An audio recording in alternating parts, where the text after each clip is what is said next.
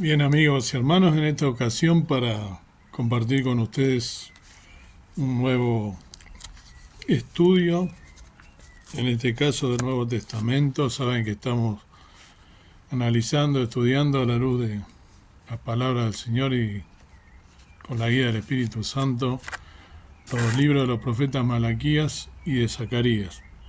Ahora te invito también a que sumemos el estudio del Nuevo Testamento del libro de Judas, la epístola universal de San Judas Apóstol. Vamos a dividirlo en 6 etapas. Sabemos que es un solo capítulo, a pesar de eso, que es corto, lo vamos a dividir para analizarlo detenidamente en 6 etapas, comenzando en el día de hoy por los 2 primeros versículos, versículo 1 y 2. Dice así la palabra del Señor en Judas, entonces 1 y 2. Judas, siervo de Jesucristo y hermano de Jacobo, a los llamados, santificados en Dios Padre y conservados en Jesucristo, misericordia y paz y amor os sean multiplicados. Por los profetas nosotros sabemos que vienen tiempos difíciles. Jesús nos lo enseñó, ¿no? Sobre todo en el libro de San Lucas 21, en especial en el versículo 28. Él nos dice, ¿no? El versículo 28 dice: y cuando estas cosas comenzaren a hacerse, mirad y levantad vuestras cabezas, porque vuestra redención está cerca. Sabemos que este pasaje es paralelo al pasaje del sermón profético de San Mateo 24, ¿no? Y en él narra varios de los sucesos, ¿no? Que cuando veamos estas cosas comiencen a suceder, y estas cosas que Él nos dice que vienen tiempos difíciles, el Señor Jesús nada más y nada menos, hablando con sus discípulos y por reciprocidad a nosotros, para no hacerlo tan extenso, después ustedes lo leen completo, pero no habla de que vamos a ser entregados por su nombre, que vamos a sufrir persecuciones, en fin, toda la cantidad de cosas que están sucediendo ya en estos momentos. Que el hecho de que no suceda aquí en la Argentina no significa que no pueda llegar a suceder, como dije varias veces en este canal en algún momento, y que están sucediendo en algunos países donde es muy difícil leer la palabra de Dios. Entonces es importante que aprovechemos esta libertad que tenemos de leerla y de profesar nuestra fe libremente. Hay gente que está muriendo a raíz de eso. Ustedes después lo leen completo. San Lucas 21, del 7 al 36, nos va a decir con detalle las cosas, y digo, nuevamente es paralelo al sermón profético en el otro evangelio de San Mateo 24. Entonces nos dice, ¿no?, que debemos levantar la cabeza, porque la redención nuestra está cerca. Una expresión idiomática o modismo para esfuércense, ¿no?, porque nuestra redención está cerca. Esta redención se refiere al reino de Dios en su plenitud estableciéndose en la tierra. Necesitamos darnos cuenta que la transición del mundo como lo conocemos al reino por venir va a ser difícil. Ya está siendo muy difícil. En muchos lugares la Escritura lo compara con una mujer en trabajo de parto. Ella soporta el dolor y la tribulación por la alegría de lo que está al otro lado del dolor. Esto hice yo un video oportunamente, ¿no?, en el libro de Isaías. Estamos entrando en tiempos peligrosos y necesitamos compartir el único mensaje que puede traer esperanza a este mundo.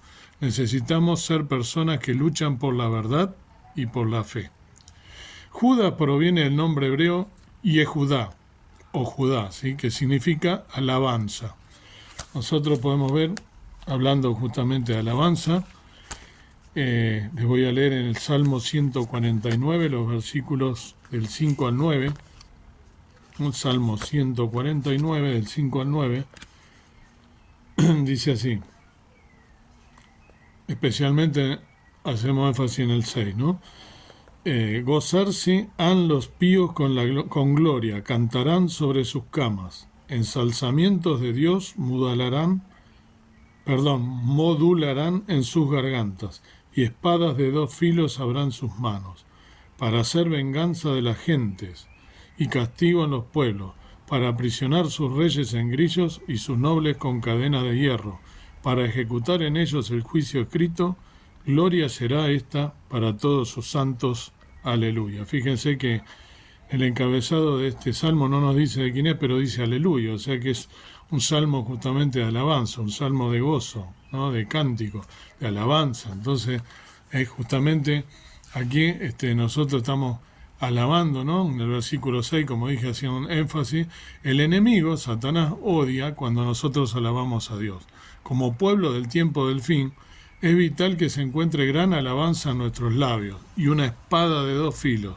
La palabra de Dios, ¿no? En Hebreos 4:12 nos dice justamente esto, ¿no?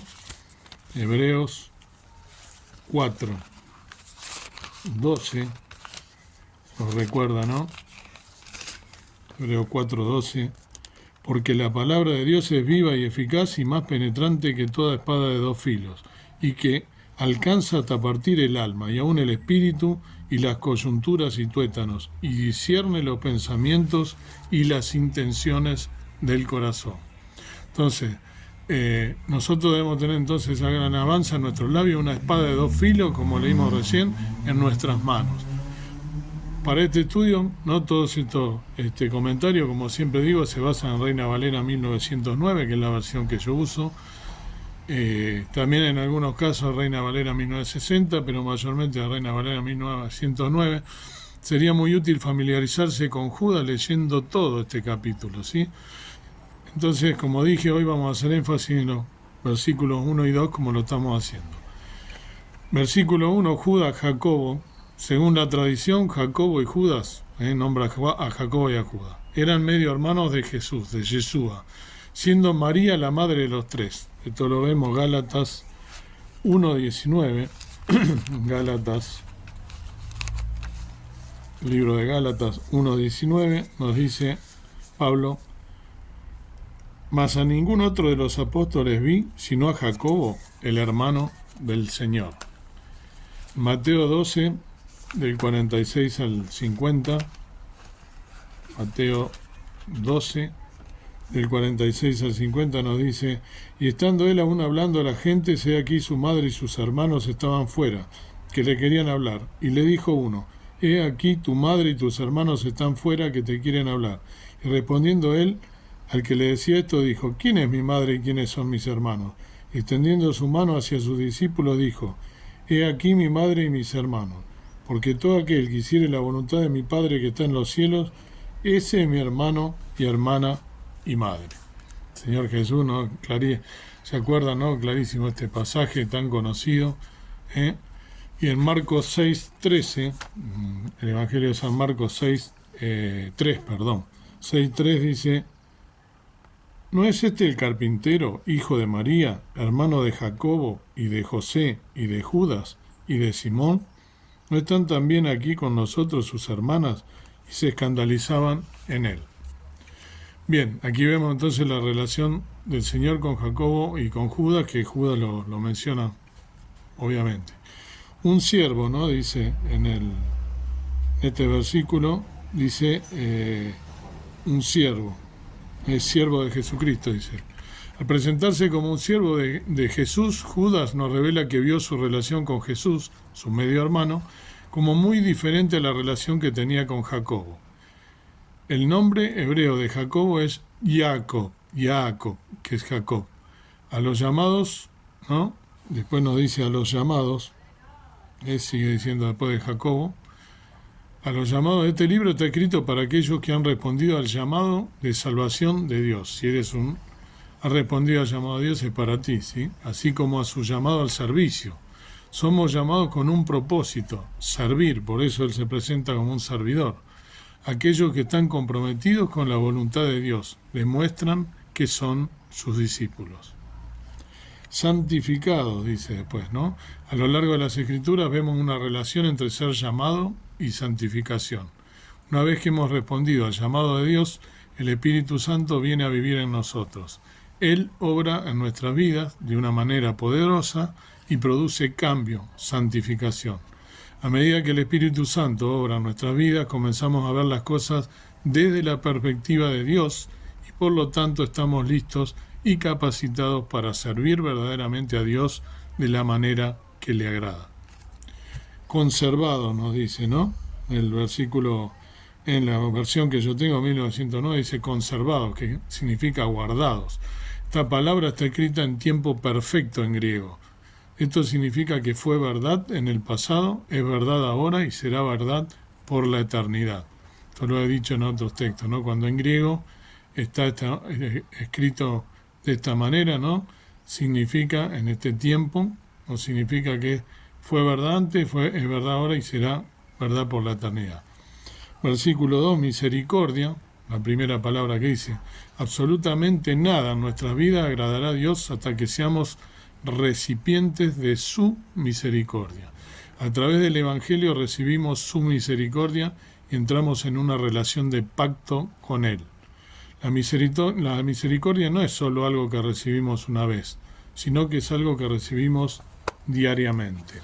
Esto lo podemos ver en el libro de Lamentaciones, ¿no? Las Lamentaciones de Salomón, capítulo 3, 22 y 23. Nos dice así: es por la misericordia de Jehová que no somos consumidos, porque nunca decayeron sus misericordias. Nuevas son cada mañana, grande es tu fidelidad. Precioso y muy conocido este versículo que nos recuerda la misericordia, ¿no?, de Dios, la misericordia de nuestro Señor Jesucristo también. Paz. Bíblicamente, ¿no?, porque dice misericordia y paz. Bíblicamente la paz se puede definir como el resultado del cumplimiento de la voluntad y el propósito de Dios en nuestras vidas. Cuando estamos en paz con Dios, cuando obedecemos la palabra de Dios, el resultado será paz en nuestras vidas. Esto lo podemos ver en el libro del profeta Isaías, libro del profeta Isaías 26:3. Isaías 26:3 nos dice: tú le guardarás en completa paz, cuyo pensamiento en ti persevera, porque en ti se ha confiado. También muy conocido este texto. Solo podemos tener paz con Dios entonces una vez que hayamos recibido su misericordia.